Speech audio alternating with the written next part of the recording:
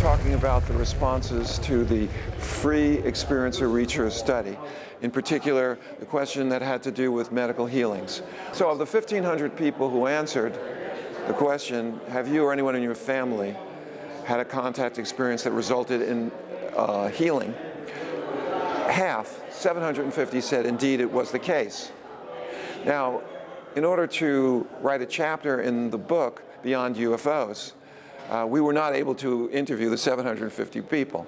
We went through the cases and we decided on 10 of the best, most dramatic healing cases that occurred. And I'm going to be sharing with you, thanks to the wonders of YouTube, some of those cases. First of all, I'd like to tell you about a retired Drug Enforcement Administration agent. Alberto was his name. And he had a very interesting story because he emigrated from Cuba when he was a teenager. This was back in the 60s. And that was a time when the United States was preparing an invasion force against the Cuban dictatorship.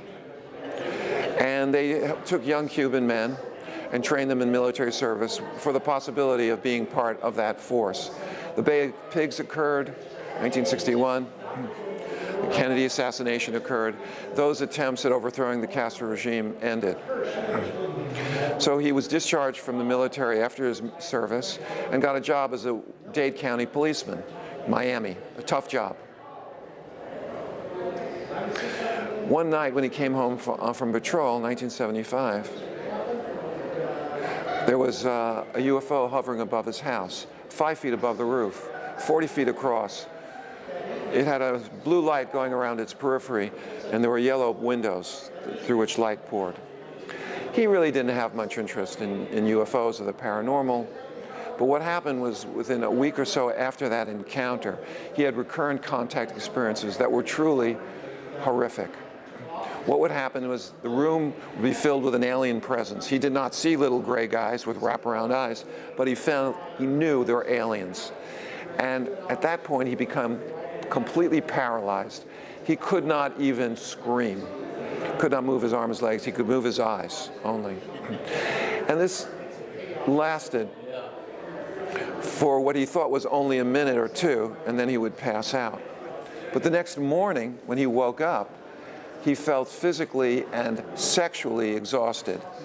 As every young man in the audience knows, that during our youth, when we were able to have sexual intercourse 2 or 3 times in the course of an evening, the next morning you feel pretty spent down there. You just, well, that's the way Alberto felt.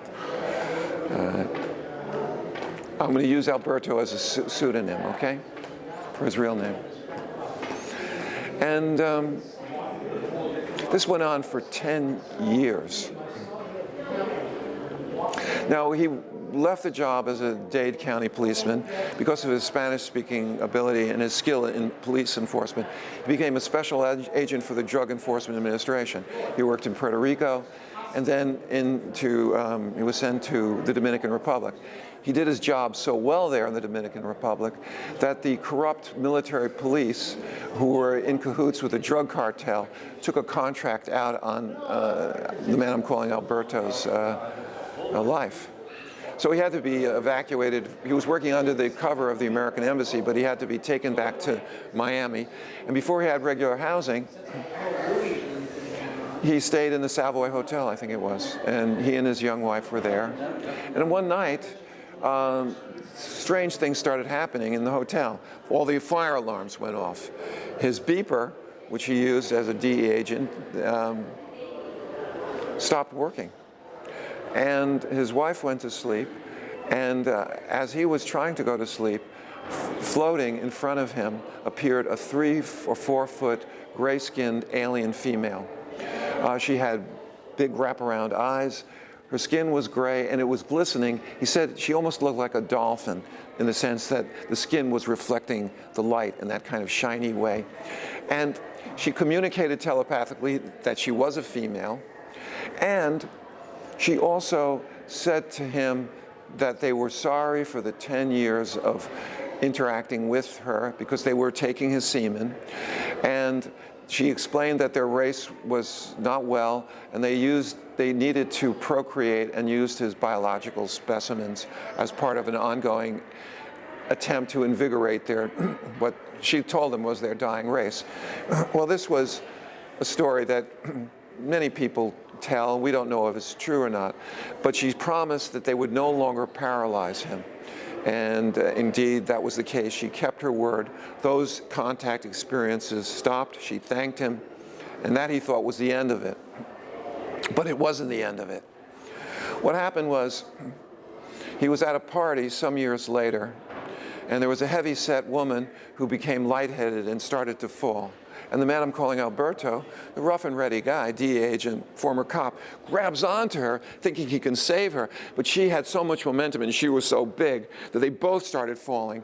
And he hit the edge of his face. Eye socket?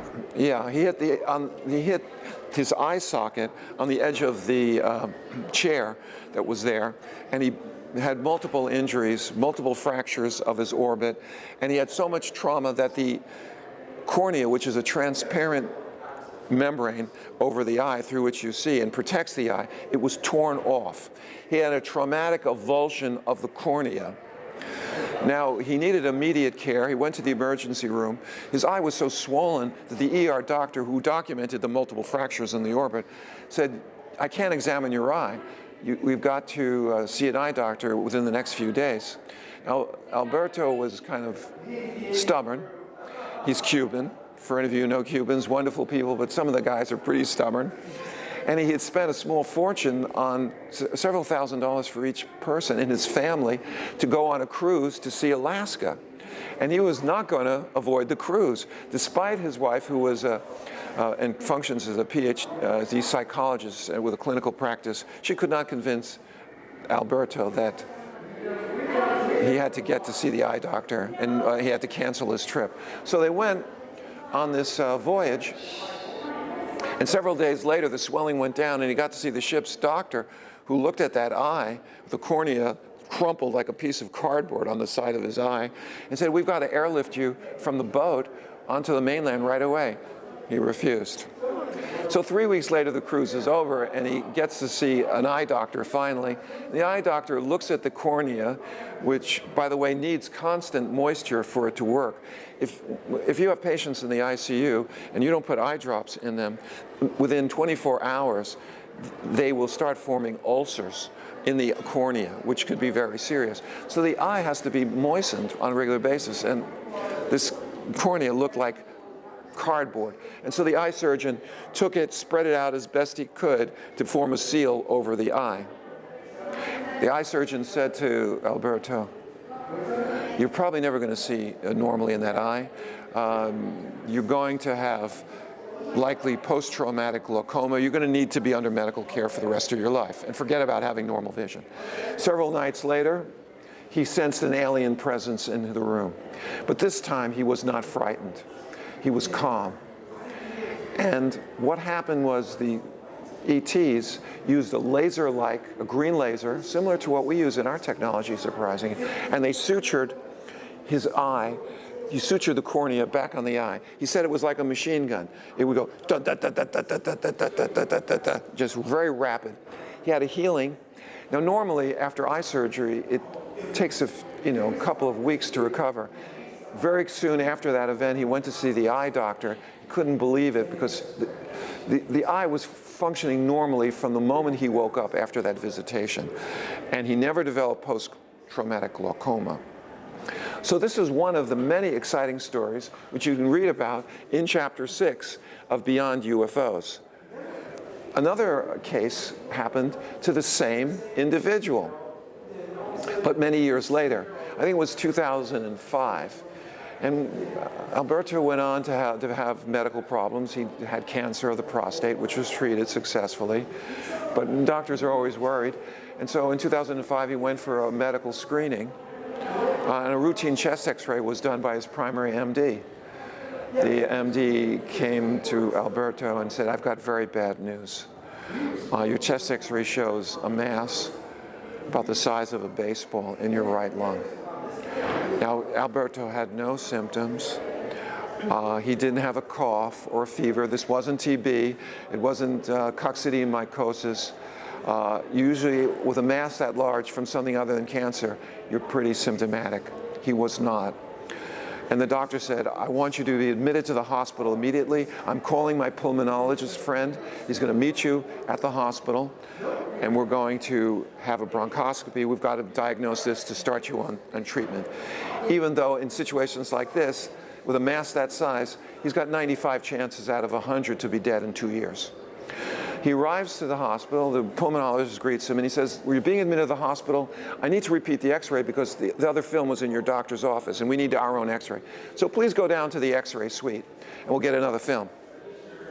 He's down there in the x-ray suite, and his wife is separated from him by a curtain which surrounds his gurney, one of these curtains that slide on the ceiling back and forth. So he's on one side of the curtain, his wife is on the other. The x-ray technician is getting ready to take a shot and do another chest x-ray. All of a sudden, Alberto starts screaming, "Ellos están aquí, ellos están aquí." The aliens are here, they're here. And his wife hears him shouting, and she sees a sine wave pattern presented on the curtain that separates them, as if her husband has been enveloped in some kind of energy field. The curtain's moving in a rhythmic, orderly fashion. She rushes to him, and she sees his whole body shaking violently, not like a seizure, but more like shaking chills you'd have with fever. And he's shouting, "Ellos me curaron, they cured me, they cured me." He forgot that he shouted that. But the x-ray was done. It was sent to the pulmonologist. The pulmonologist comes back a few minutes later, very angry. He says, "Why the hell are you wasting my time? Your x-ray is perfectly normal. Get out of here." So these are the cases that got our attention. Alberto went on to play an active role in the contact network. He worked with Mission Rama. He met with Sixto Pascuals. He went into a dimensional portal, which is another story, a fascinating one, which I won't be sharing with you. But in any case, they cured him not once, but twice.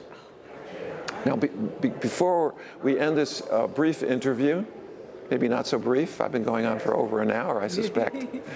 But I'd like to tell you about one other important case, one of 10 reported in the book, and one of 750 people who said they had been healed as a result of their contact experiences. A professional woman, I will respect her request for anonymity. She was about 40 years old and had achieved a supervisory position in her profession. She was a homemaker as well, had children. She developed chronic fatigue syndrome. This is a disease of unknown cause. There's no effective treatment.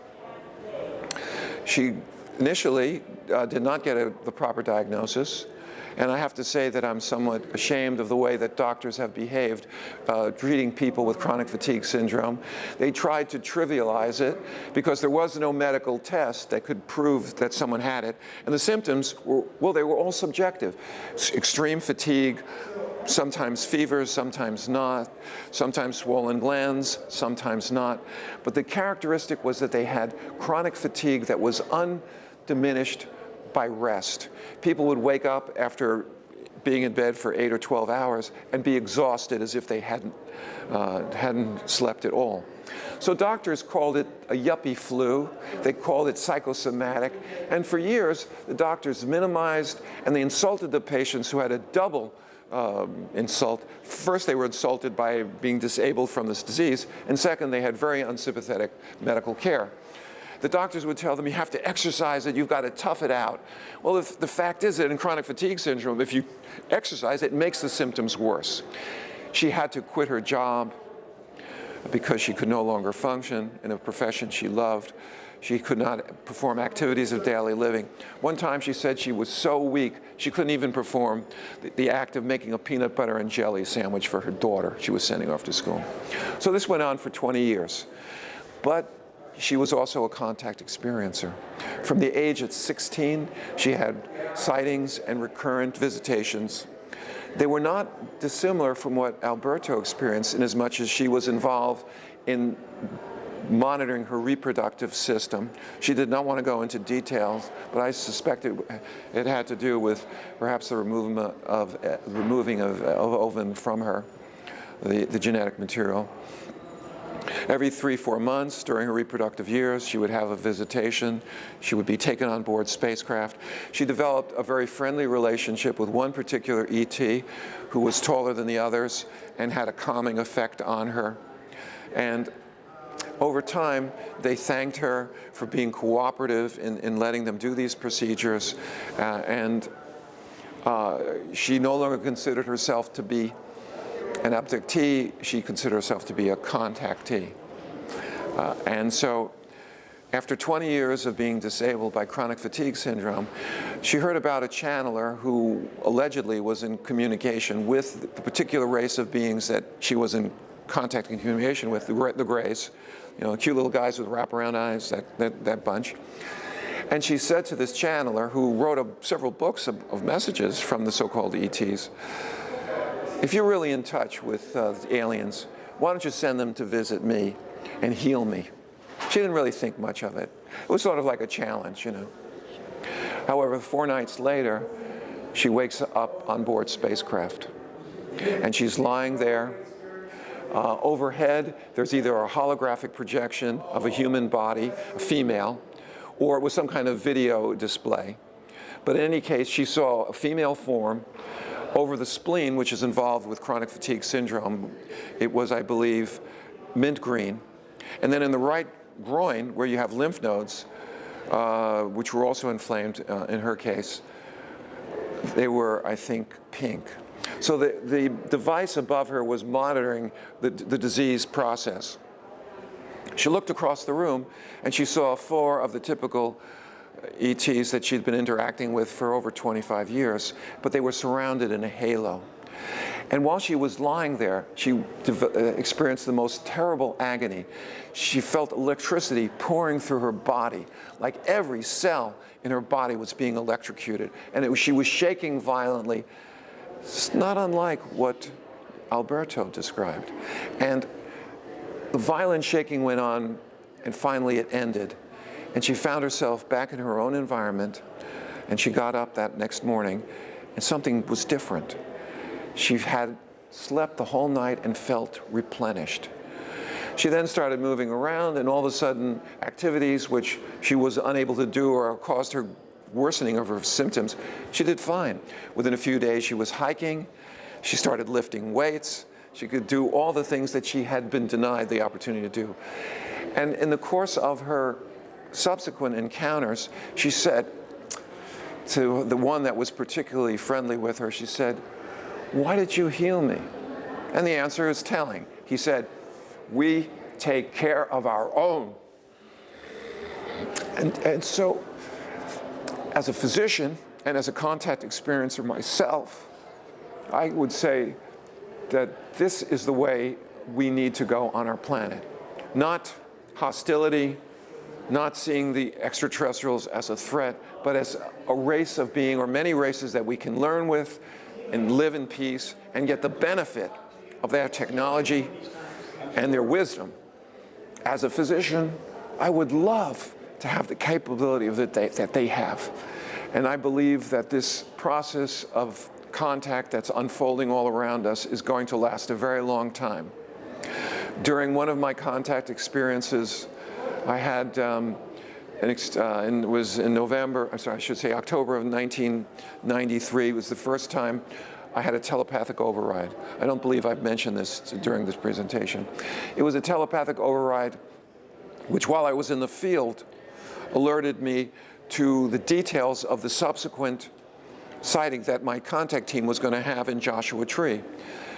And at the level of knowledge, not a voice in the head, I knew that a UFO was going to appear at our research site in the Northwest at exactly 2 a.m., and there was one craft that was going to be appearing.